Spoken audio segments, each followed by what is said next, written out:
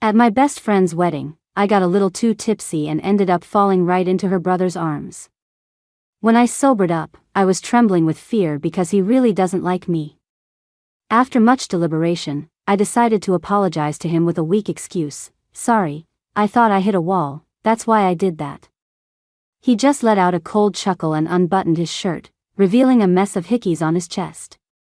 I see you were really starving, even a wall couldn't keep you from going at it.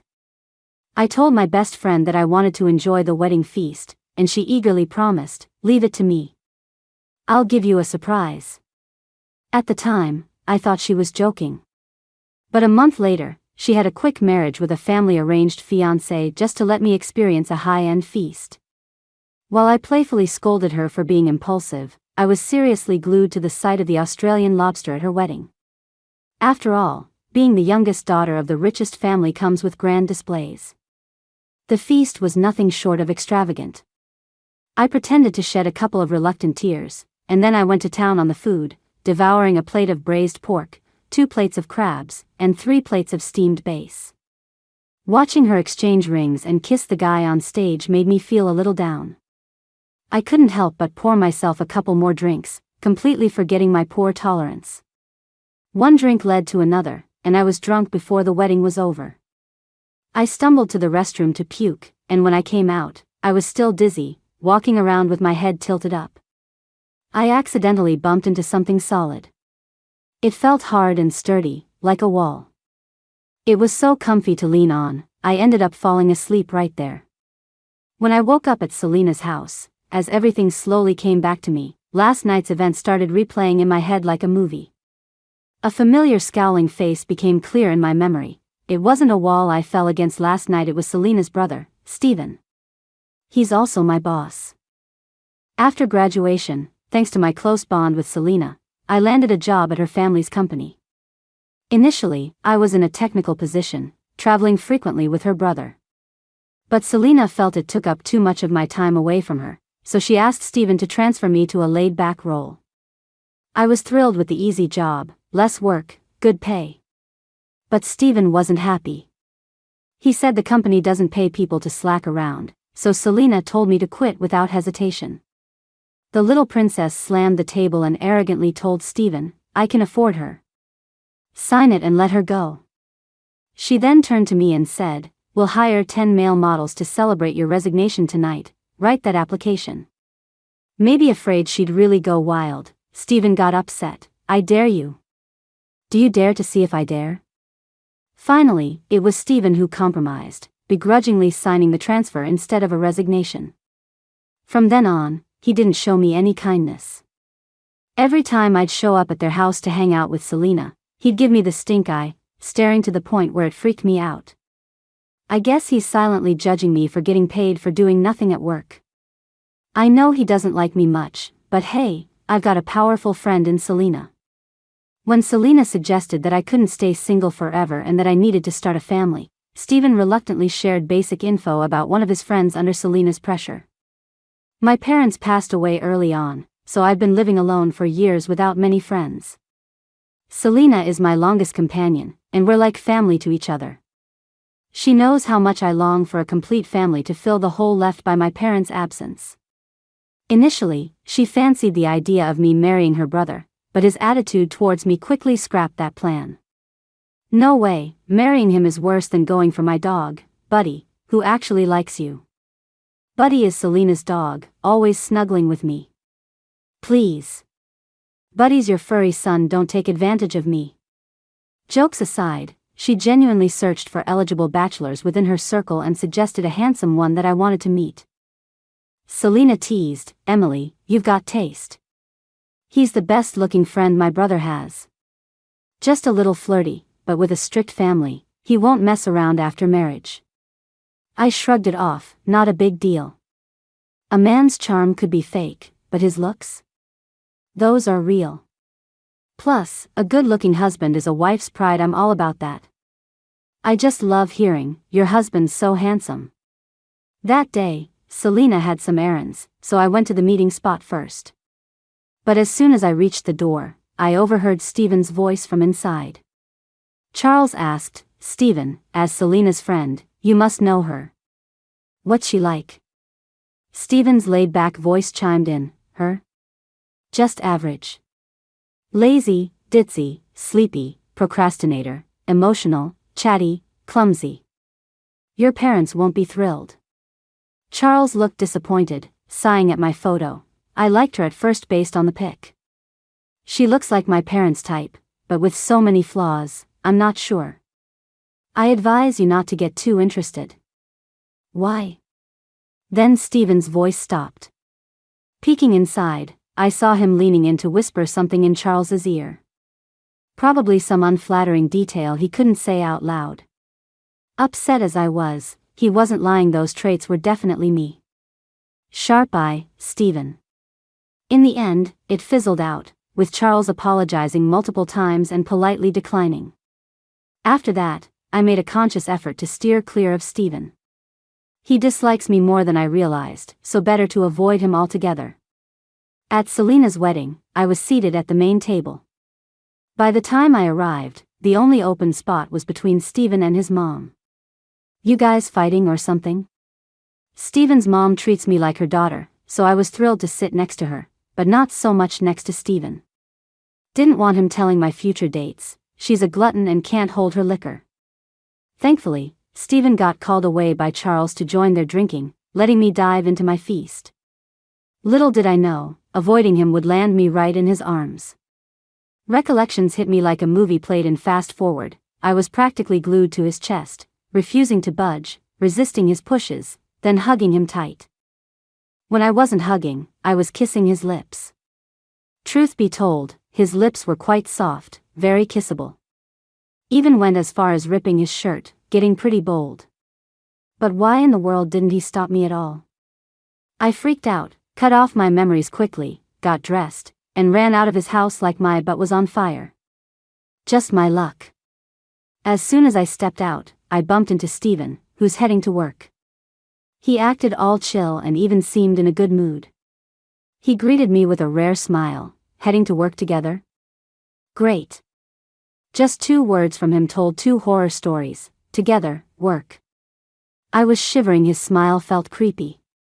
Selena once told me her brother's super uptight. Almost 30 and never had a girlfriend. Yet, he's got the looks and status plenty of girls throw themselves at him, but he always pushes them away. Not only did I throw myself at him, but I also kissed him. Great, the deceased is very upset right now. Stephen didn't seem in any hurry to leave. He stood by his Maybach, looking at me seriously. After some mental gymnastics, I gathered the courage to approach him. After thinking it over, I apologized and weakly offered, "Sorry, I thought I hit a wall." He chuckled coldly and started unbuttoning his shirt. I backed up a step, thinking, no way, this isn't how it's going down, right? Halfway through unbuttoning, he exposed his nice, defined chest, which I failed to notice while touching it last night. Wrong focus, he wanted to show me the messy marks and scratches, evidence of my drunken unholy actions against him. You must have been starving, munching on a wall like that, he said, stepping closer. So, how will we fix this? I'm sorry. My mind went blank, all I could think was to kneel and apologize. It's not about the money, I admitted, aware I can't offer any substantial compensation. Sorry doesn't cut it, Emily. He buttoned his shirt, looking at me seriously. I won't accept your apology. I was stuck, so I just surrendered. All right, what will it take? I'll do whatever it takes to make up for it. Marry me. I stared at him, wide-eyed. Ignoring my shock, he added, marry me and fend off all those women. So, he wants to get married to avoid unwanted attention. Why not just marry Betty, the girl Mom and Dad introduced to you yesterday? You're such a great match, and a family alliance would be perfect. Stephen just raised an eyebrow and pointed at his chest, with a small smile. With these marks, I'm not considered clean anymore. Who else can I blame but you? Plus, you spilled some secrets last night, which I've recorded. If you don't agree, I might just let everyone in on them. What secrets? I said nervously, hands sweaty and clutching my shirt. He smirked playfully, ones that would make you scream. Flashing back to those embarrassing moments, I can't let them out. I need to preserve my dignity. His smug look made me reasonably suspect I might have cursed him out during my drunken ranting. Weighed pros and cons, I agreed to his terms. Marry him. I agreed in the morning, and we got our marriage certificate that afternoon. He looked like a fool with excitement, holding the marriage certificate with a grin. He must have been panicking after seeing his sister marry. Couldn't wait. And now, he's also taken, keeping the other women away. That evening, he suggested I move in with him. I declined. What if he realized soon how lazy, stupid, sleepy, procrastinating, talkative, and clumsy I am? Wouldn't he roll his eyes and boot me out? The thought alone made me shake my head. No, definitely not. But Stephen was persistent. How can I explain not living with my wife to my parents? If word got out, how could I face anyone? Defeated, I packed my things and went with him. After all, I was guilty first. He even proposed a wedding, but I had solid grounds to refuse. I'm socially awkward, and weddings are exhausting. Selena's wedding nearly killed her. Besides, with rings on, people would already know we're married without all the fuss. Stephen didn't push further on that. He has his own place, newly finished. It's a house with a huge balcony view, a former dream of mine. Entire city and the sea, with gorgeous sunset showering in on good days. Living someplace like this was always a dream, but the property market's beyond imagination. Yet for Stephen, a quick purchase made it real. Envy stings. You like it, so I bought it. Disgusting. Couldn't the wealthy go start their own planet? Staying at someone else's place, Stephen's hostile territory, I tried to tone down my shortcomings, taking things seriously and carefully. I moved next to his master bedroom, and they share a balcony. I'd rush up every day upon hearing his balcony door. When Stephen saw me all dressed and up, he sometimes quipped, "Finally up to see the sunrise?" Back with Selena, I'd often sleep until noon with her. After breakfast, I raced to do the dishes, but before I could finish my bun, he already had the dishes clean. No words exchanged, but he'd give me a lift to work. Transactions were always generous, making me count zero after zero. When we eventually divorce, maybe I'll afford a prime city view condo and pamper an 18-year-old boy toy. Happy thoughts trailed my journey to work. What's on your mind? Stephen snapped me back to reality. I turned to see him drumming his fingers on the wheel, gazing casually at me. Hot guys, I slipped, noticing Stephen's face darken instantly. Thinking of what kind of spokesperson to get for the next ad project. No guys allowed. But it's a men's underwear ad. How's a guy not gonna model that? Out of nowhere, he said, "After this project, we're switching to group 3. Get off the bus." All day at work, Stephen's gloomy face was stuck in my head. Saying I wasn't scared would be a lie. So those days after work, I always ended up at Selena's. Anyway, she and her husband aren't really close, no sparks there. She's always saying how bored she is and how much she misses me. Her arranged marriage partner is her dad's old friend's son, named Louis. He's handsome and tall, just doesn't talk much. Every time I'm there, he's either playing with the cat or walking the dog, and he and Selena seem like they're from different worlds. He's got life in his eyes, but no wife. Selena, being the chatterbox she is almost going insane with such a quiet guy. She can't even start fights, so she's always calling me over in despair. When she found out I married Stephen quickly, she ran over to warn him immediately, "If you mess with Emily, I'll skin you and feed you to Buddy. You're sneaky enough to snatch my best friend, Stephen. I thought we were like siblings, and you steal her from me. You know, since I was a kid, Emily's been my only friend. Give her back to me."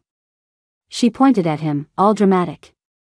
Stephen, with his calm demeanor, let her finish her rant, nodding to all her demands. But eventually, he slowly got 2 words out, "Not happening." Selena and I are still like old times, loving to lounge on the sofa, gossiping. As the night deepens, our chat shifts from random gossip back to personal stuff. Selena twirls a lock of hair around her finger, looking concerned. She asks, "Is my brother treating you well? Hope he's not bullying you." Back when I asked him to set you up with someone, he was so reluctant, acting like you'd tarnish his friend or something. Now he's the one rushing to marry you. I thought seriously for a bit, shook my head, and said, "No, not really. He's pretty good to me now, not as dismissive as before." "Maybe," she teased, "now that you're married, he's shifted his competitive edge to your husband." Selena tuts, "You're something else, you know. You used to say you wanted to stay 3 feet away whenever you saw my brother. And now you're defending him? Guess love does make people blind."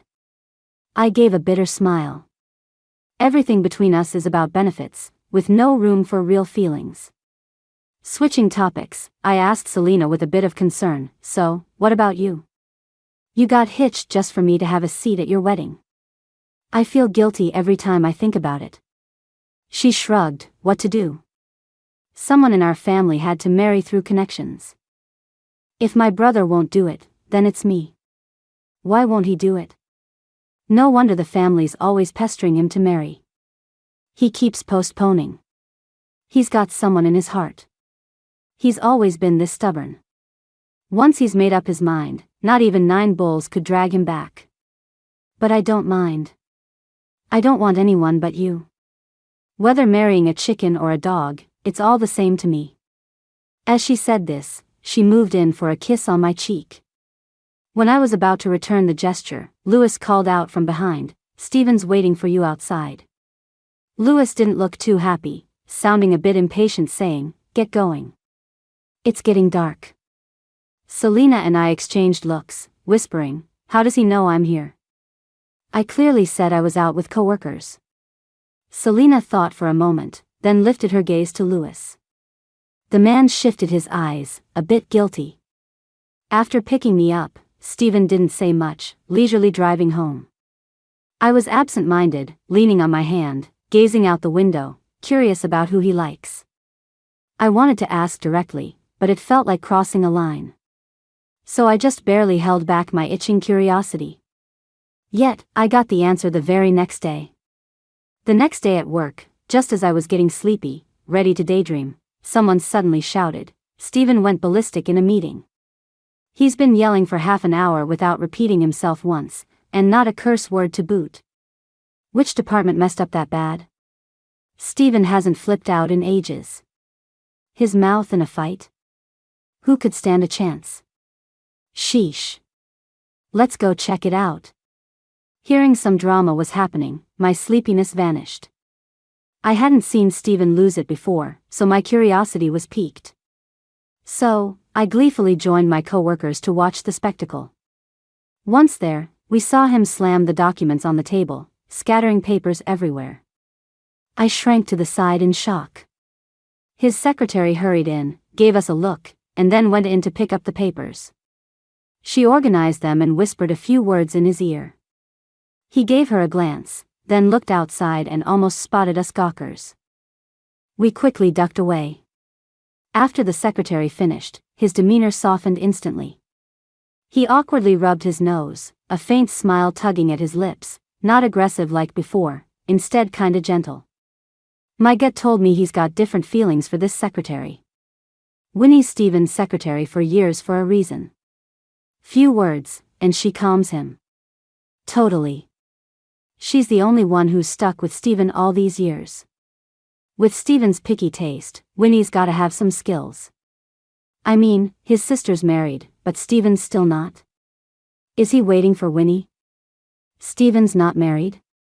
I saw a ring on his finger, though I haven't heard wedding news. Maybe he's just low-key. His sister's wedding was a big deal, citywide news. His wedding couldn't be low-key. He's not married. Wearing a ring doesn't mean married. Look at Emily, she wears one too and she's single. Well, I'll just keep shipping him with Winnie, they're a perfect match. Did you know it's Winnie's birthday today? I saw a box on the boss's desk this morning from a brand I recognize, a necklace. Colleagues exchanged notes. I couldn't help but sneak another peek inside. They really do make a good couple. Some guilt crept up inside of me, thinking maybe my drunken mistake kept him from his true love. Before clocking off, he texted saying he had plans for the evening and I should head home alone, no need to wait. I very sensibly nodded, ready to turn around and find Selena. It took a while to get through, but she finally answered, "Emily, I can't hang out tonight." There were mismatched breaths in the background. Lewis's low, raspy voice had a twinge of complaint. "Focus." I hung up first, tossed my phone aside, and flopped onto the couch, feeling dazed. By this time, they're probably having dinner together, right? I really wanted to make a call, but it felt like I'd be crossing a line. We're not really in a place to be concerned about each other's plans. But why are you feeling down? I've been trying to stay in my lane but still can't help wanting a little bit more. The phone screen was stuck on Steven's number forever, but I just couldn't tap it. While I was still hesitating, I heard the door open from the entryway. Steven had come back. Seeing me still on the couch, he swung a bag in my direction as if to signal me to take it, and while bending to change his shoes, he said, "There's a business dinner tomorrow night. Will you come with me?" Me? Going to a business dinner like that would be like a mask store getting robbed, super embarrassing. I shook my head and said, "Can't. I'm busy." Steven frowned. "Busy? Are you going to see Selena again?" "Nope." "Why don't you take Winnie with you?" Steven glanced at me, lazily crossing his arms and leaning against the wall, saying slowly, "Why?" "It's not work hours. If I bring her, it'd be overtime, and I'd have to pay double. It's not worth it. I want you to come." I rolled my eyes blatantly. How typical of a capitalist. Bringing me doesn't count as overtime? Plus, it's for a spouse, and you're technically my spouse. Before I could say more, he put the bag in my hands. "Try on the dress." I spent a long time choosing it. The size should be right. "How did you know what size I wear?" I asked absent-mindedly, looking at the dress inside, not noticing him stepping closer. With a playful glint in his eyes, he ruffled my hair and smirked. "Of course, I know because I measured you myself." At the event, Steven had to discuss a business deal, so he told me to wander around. While strolling the hall, I bumped into someone I knew. Charles. Holding a glass of red wine, he approached and raised it in a sort of toast before taking a sip. "Hello." Remembering the awkward date we had, I felt a little uneasy. "Hey there." Charles usually looked laid back, but in a suit, he seemed a bit more polished. He took me to a quiet corner and, looking around, muttered, "We went on a date before, and I'm a friend of Steven's. Can you help me out with something?" "What kind of help?" "Can you set me up with Steven's secretary?" "You like Winnie?" Suddenly bashful, Charles nodded, his face reddening. "The other day, after a business dinner with Steven, I got drunk. He had to leave, so Winnie took me home. When my stomach started acting up, she took me to the hospital and stayed with me all night. No one's ever been so nice to me. But she wouldn't give me her number. I can't ask Steven, so can you help me?" I stayed silent. "Steven likes Winnie too, right? You two could duke it out for her." After thinking a bit, I replied, "It depends on your skills. Your competition's tough." Charles was anxious, shaking my arm. "What?" I checked. "She's single." "Is there someone else she's into?" I nodded solemnly. Distressed, he murmured, "Why can't it be me?" Just when I thought of something to comfort him, Steven's voice called out from behind, "Babe. What are you doing here? I've been looking everywhere for you." He strode over, pulled me to him by the shoulder. Because of his shout, we drew some curious stares. I blushed, lightly kicked him, and muttered between clenched teeth, "Don't call me that." Steven ignored me, giving Charles a displeased glance as he led me outside. As we stepped out into the chilly night, he draped his suit jacket over me. The mix of his cologne and the faint wine scent enveloped me as he shielded me from the brisk autumn wind. Watching his back, striding confidently ahead, I unexpectedly felt a connection to Charles's earlier desolate expression. That night I couldn't sleep, just tossing and turning in bed lost in thought. Should I help Charles? I tried to call Selena but she didn't pick up. Just as I was about to dial again, I heard a shout from outside. I quickly sat up. What the heck was that noise? It sounded like Steven. I shuffled out in my slippers to find him curled up on the couch clutching his leg, eyes shut tight. Pointing at a bug on the floor, he said, voice trembling, "There's a big bug." Seriously? A 30-year-old man afraid of bugs. Sighing internally, I didn't have the heart to make fun of him. I grabbed a tissue, scooped it up, and flushed it down the toilet. Coming out of the bathroom, I brushed my hands off, looking at him with mild annoyance. And you say I'm the scaredy cat? Look who's more scared now. Steven, now back to his usual self, asked cluelessly, scared? What are you talking about? Oh, he forgets things so easily. Back when Charles and I went on that date, you told him I was scared of bugs. Wait, you heard that? I nodded. Yup, heard it all. Just know, that wasn't fair. Even though I've kinda got Selena as a backup, you didn't have to go and ruin my chances. Why'd you cock-block me? Leaning back on the sofa with a lazy air, Steven casually said, "'Cause he didn't like you." Seeing my disbelief, he continued, "Charles wants someone to appease his family, picks based on elders' requests. His family is notoriously strict, and I didn't want that for you." I countered, "So what, I didn't mind at all. You didn't like me either, and look, we still ended up married." Steven slightly leaned forward, smirked, and quickly interjected, "Who said I don't like you?" It hit me, I'd wandered into unfamiliar, unwanted territory. Feigning a yawn, I moved to end the conversation. "All right, enough chatting. Sleep time." But Steven sensed my mood shift. Blocking my way, he said seriously, "Hear me out first. Are you misunderstanding something about us?" Misunderstanding? Us? Yeah, about our feelings. He steadied me by the shoulders, took a deep breath with a hint of nerves. I caught the tremor in his voice. "I really like you. Are you drunk tonight? Or still shocked by that bug? I don't even look like Winnie." His expression froze before insisting again, "Emily, I like you. Forget Winnie. It's you, only you." His words were like a wooden hammer, pounding into my ears, slowly hitting my heart that was supposedly dead. A sealed-off love opened a crack, letting in a bright beam of light. Lately, I've been randomly thinking back to what happened last time I got drunk, including things I said. Apparently, I confessed to him while I was drunk. But that scene always comes to me like a dream, so I try to deny it, thinking it was just a dream. After all, if I told him I liked him, he'd probably avoid me. There's no way he'd marry someone who likes him, right? That would totally mess with his chase for love. But today, the mood was just right, so I couldn't hold back asking, "What did I even say last time I got drunk?" Steven leaned in, squinting, "You really can't remember?" I shook my head. Steven continued, "You said you liked me and asked if I liked you back.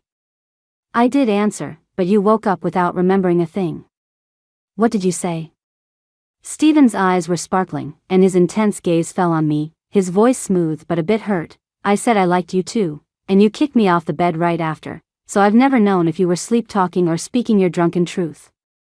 Selena always kept me away, so I'd barely spoken a few words to you. But since you said you like me, I had to make a move and propose to test the waters. Would you never have opened your mouth if I hadn't pushed you a bit? And marrying me, is it for me or something else?" As Steven finished, he looked at me hopefully. So he brought up getting married because he knew I liked him too. I was about to respond when a bug landed on my hand. I freaked out and shook it off hard, and in the chaos, Steven pulled me into his arms. Once I calmed down, he'd already taken care of the bug without a fuss. "Aren't you scared of bugs?" I asked, surprised. Steven ruffled my hair, chuckling, "I never was. You tricked me. pretending to be pitiful to coax me out. Exactly, Louis asked me to handle you, told you to stop calling Selena late at night, she's busy. Brother-in-law needed a hand, so I helped. Attaboy, taking care of my Selena. You calmly dealt with the bug, you must really like me, huh? Stephen asked again, and I pretended to be mad, pushing away his attempting kisses. Love brain off limits. When it was time for bed, Stephen insisted there were lots of bugs tonight and wanted to sleep with me. What, like sleeping with me means no bugs? I don't care, you manhandled me last time, you owe me. Before I could answer, he swiftly took off his shirt, scaring me into fleeing, which he thwarted by pulling me back into his embrace, making me face his chest. I saw clearly the marks and scratches I left on him last time weren't gone yet. So, should I apply some ointment for you? I suggested. With your lips, maybe? Stephen asked in that irresistible, husky voice, making me frantically look up at him. His eyes glistened with affection as he leaned down, closing the gap with an urgent, heated kiss, holding the back of my head as he lifted me, excitement unconcealed in his husky voice. Last time, you took the lead, now, it's my turn. Stephen's one initiative paid me back with 3 days of backache. He felt so guilty, he called me to his office every day, giving shoulder massages when there was time, piling up tasty and drinkable treats in his office just for me. Perfect for me, with all the paid downtime to boot. Lounging with my feet up, I watched him work until Winnie the secretary brought in documents, reminding me of Charles asking for help last time. Changing gears, I asked Charles, when we went on that blind date, Stephen told you not to like me. What did he say after that? Spill it and I'll help you. I've always been curious about what trash he talked behind my back because every night when I ask him, he'd mumble he likes me back into sleep. What bad things did he say about me? The curiosity is killing me. He said he liked you, told me not to get any ideas. Ugh, it's like I'm just a part of your married couple's game, right? Charles rolled his eyes, chugging his drink. When am I going to win over Winnie? Your family stopped pushing you to marry? I teased. Even if they did, it won't magically send Winnie into my arms, will it? Monday morning during the middle management meeting, I waited for Winnie outside the conference room. When she saw me, she ran over like she'd found her savior. Emily, glad you're here, or we'd all be chewed out for 2 hours again. He's mad again? I swear I didn't do anything. Strange, he never used to get so mad when I was in the tech department during meetings. Now, it's like he's on edge all the time. I mumbled softly, and Winnie winked hearing it, replying with a sigh, that's because he wouldn't show his anger with you around. He'd storm off to the office and sulk behind closed doors instead. With my old efficiency, I'm sure he'd have yelled me into the ground. My admiration turned to the Stephen emerging from the meeting room, his frown softened seeing me but still shooting words at the others. I quickly grabbed Winnie for a chat elsewhere, sharing about Charles wanting to date her. She looked torn, so I reassured, he's asking for matchmaking help, but it's totally your choice. Don't force yourself out of courtesy or anything. Winnie thought for a moment, then declared, I'm not looking for love right now. I'm just focusing on making money. The last time I looked after him was because the boss paid me overtime. Overtime pay. And I didn't have to do much, just watch over a sleeping person and get double pay. I was all for it. Winnie scratched her head, her big round eyes wide open. She laughed, Emily, I'm so career-driven. Think you could ask Stephen to give me a raise?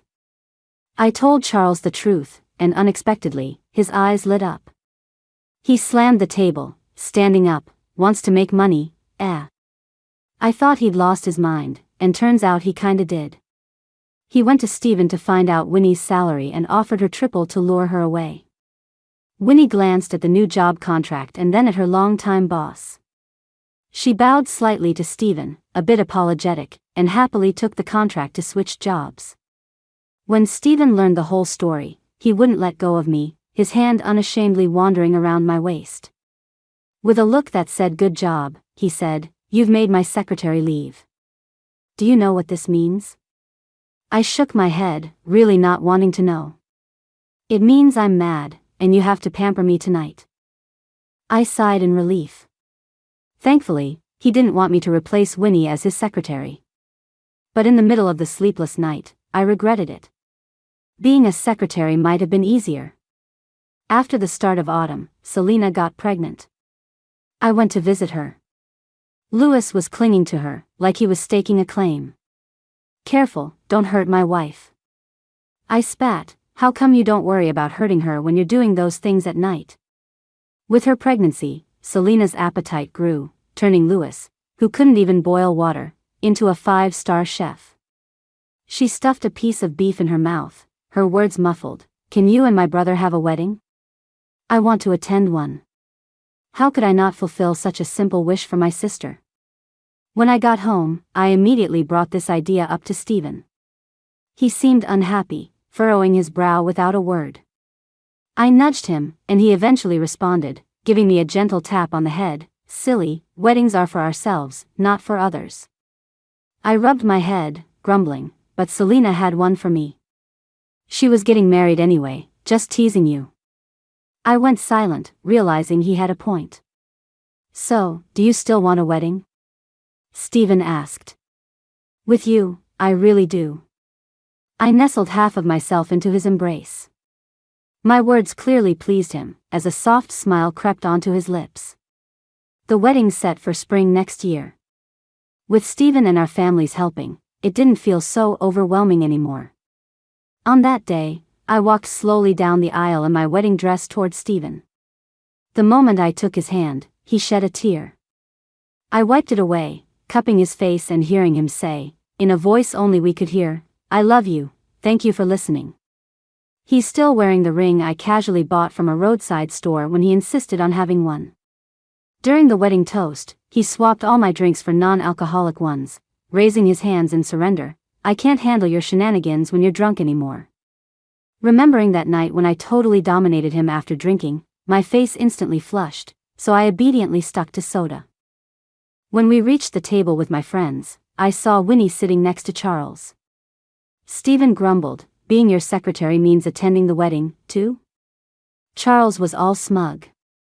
What are you talking about? She's my date. Winnie gave me a playful grin, and I instantly got it. Clearly, Charles's extra work pay was pretty satisfying. Winnie played the date role convincingly. True to form, Winnie sneaked over to whisper in my ear, thanks for making the introduction, Emily. This big fool's money is way too easy to earn. $1,000 an hour, and with this dinner at your wedding, I'm crying all the way to the bank, pocketing 10 grand. After she feigned a couple of reluctant tears, she cleaned out an entire plate of braised pork, 2 platters of crabs, and 3 plates of steamed base. I gave her a big thumbs up.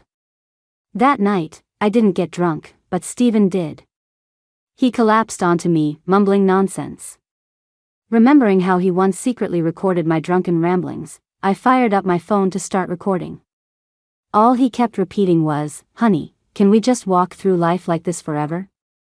Of course. I answered, stopped the recording, then tore off his shirt and kissed him soberly, biting and nibbling every bit.